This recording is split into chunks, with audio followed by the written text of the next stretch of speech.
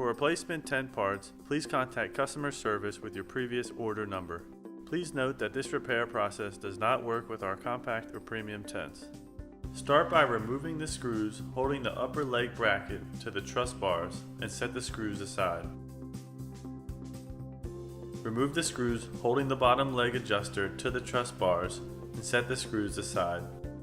With all the screws removed, pull out the truss legs from the top mounting areas and bottom mounting areas. Place the damaged leg aside and retrieve the new leg. Now, reinsert each truss bar back into place on the new leg. Make sure that the holes in each truss bar line up with the holes on each mounting area. Grab one of your screws and place it back into the bottom leg adjuster and screw tight.